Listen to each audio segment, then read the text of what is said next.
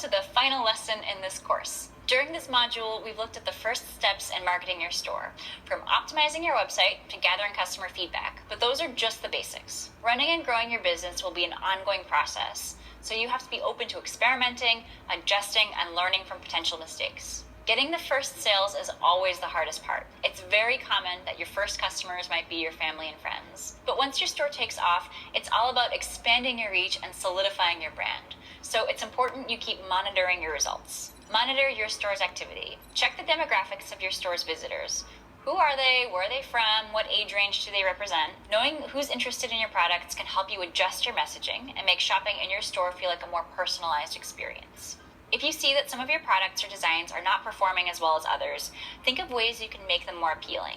Create a special deal for these products, highlight them on your social media accounts, or offer these items at a discount as a bonus at checkout. On the other hand, if some of your products are seeing great sales numbers, think of extra promo activities. For example, set up extra social media ads for the product. Create a bestsellers category in your store and feature it at the top of your page. Plan a giveaway on your social media with your top-selling designs, or offer a bigger variety of products with your best-selling designs. If you're selling a popular design on a t-shirt, add it to other products, for example, hoodies, posters, or mugs.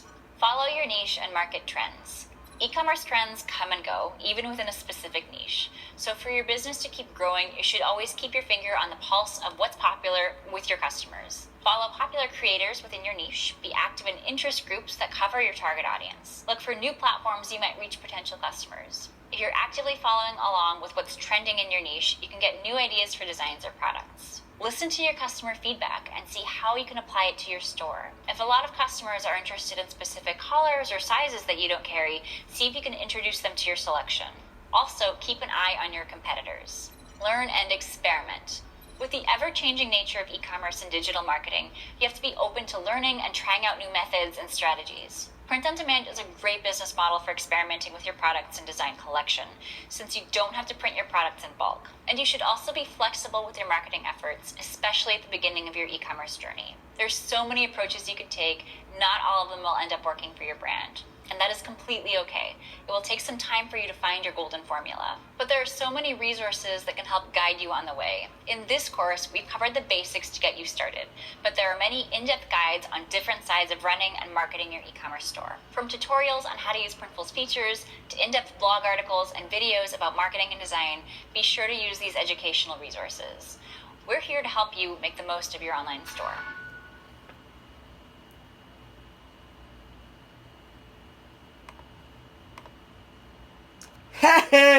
Oh, no, no, hey,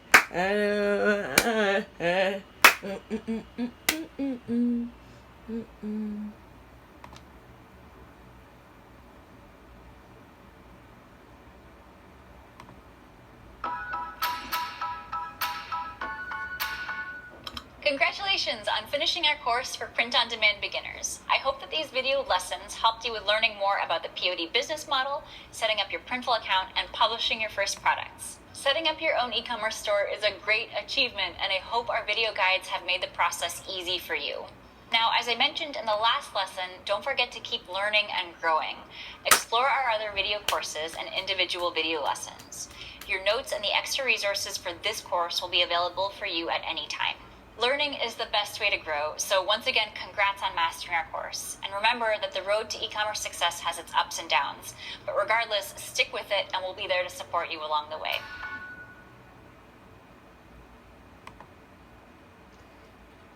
And I passed! I got it! I passed!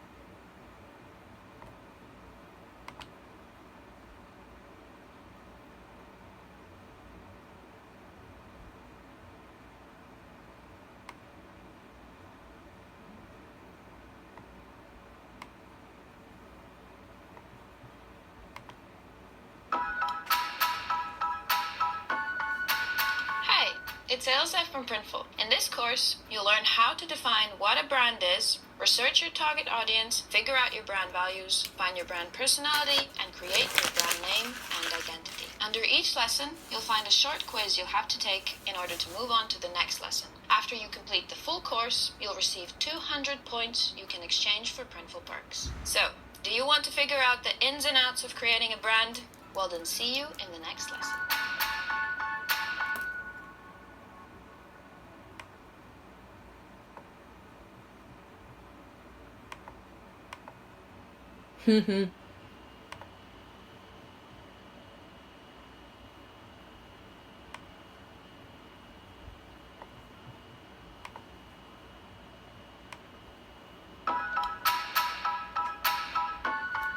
Alright, let's start with the basics.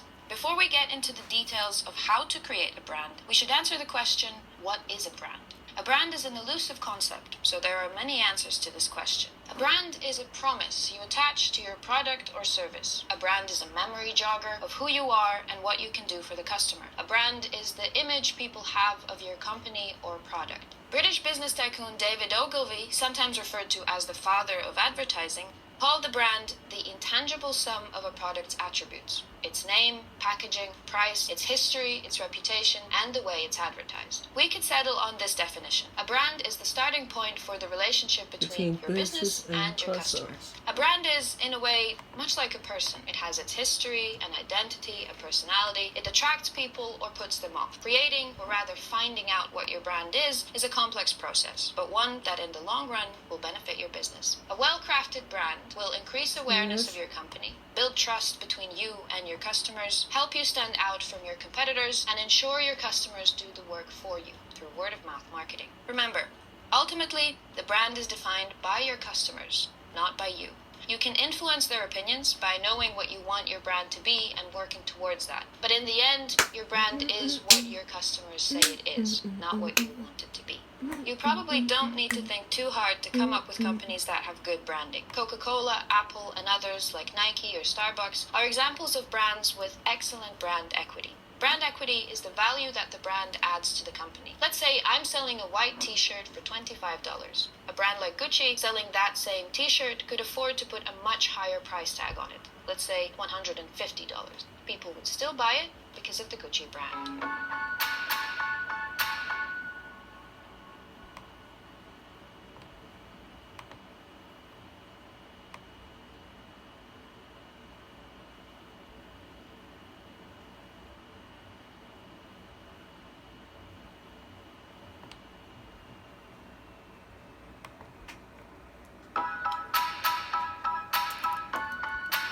But what kind of things can we brand? In short, almost anything. It isn't only companies or products that can have a brand attached to them.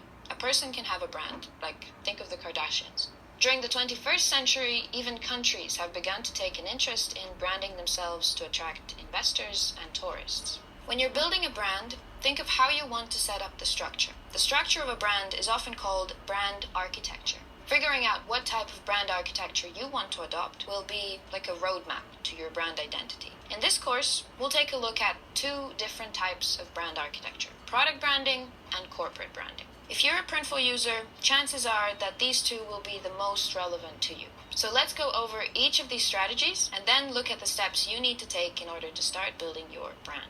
The most cited examples of companies that use product branding are Unilever or Procter & Gamble. Unlike popular brands like Coca-Cola or Nike, these two never use the company name to market their products. Instead, they create a distinct brand strategy for each product. Think about Dove and the body spray Axe, two entirely different brands with different audiences and identities, but both belong to Unilever. The parent company is barely even mentioned, except perhaps in small print on the label. If you choose to go with product branding, this means your messaging will be narrower than with corporate branding.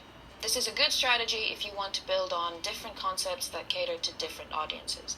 This allows for more leeway in your branding strategy. When the market changes, you will be able to adapt your product or create a new one. And it doesn't necessarily have to be a specific product. You can build several small stores that each cater to a different niche. One of your stores can sell to travelers, whilst another one to homebodies. But if you want your business to resemble a brand like Apple or Adidas, where all products fall under one distinct brand, you should turn to corporate branding. The name corporate might sound slightly intimidating, but you don't necessarily need to have a corporation to use this branding strategy. Corporate branding means that the company itself is at the center of the brand, like Apple. iPhone, iMac, and iPad are all different products, but they all fall under the umbrella of Apple. That's what makes them so valuable. If you go with this strategy, then the values and reputation of your business are of utmost importance. Your company has to be able to evoke trust in the customer.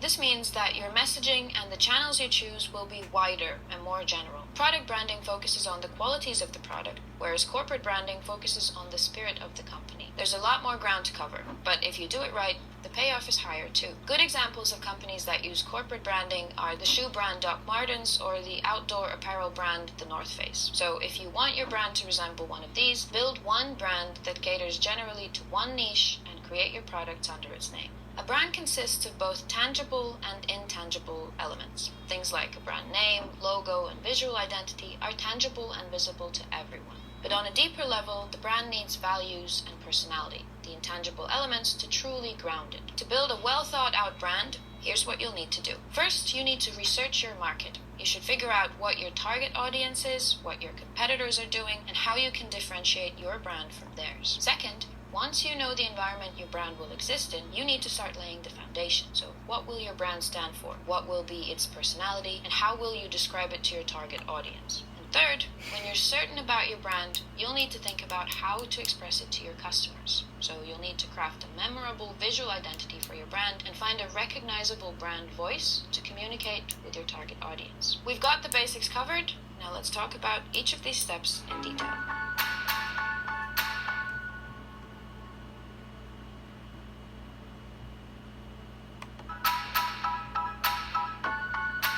But what kind of things can we brand? In short, almost anything. It isn't only companies or products that can have a brand attached to them. A person can have a brand, like think of the Kardashians. So it During says the that 21st persons, century, people, even countries have begun to take an interest countries in branding and businesses themselves to attract investors and tourists. When you're building a brand, think of how you want to set up the structure. The structure of a brand is often called brand architecture. Figuring out what type of brand architecture you want to adopt will be like a roadmap to your brand identity. In this course, we'll take a look at two different types of brand architecture: product branding and corporate branding. If you're a Printful user, chances are that these two will be the most relevant to you. So let's go over each of these strategies and then look at the steps you need to take in order to start building your brand. The most cited examples of companies that use product branding are Unilever or Procter & Gamble. Unlike popular brands,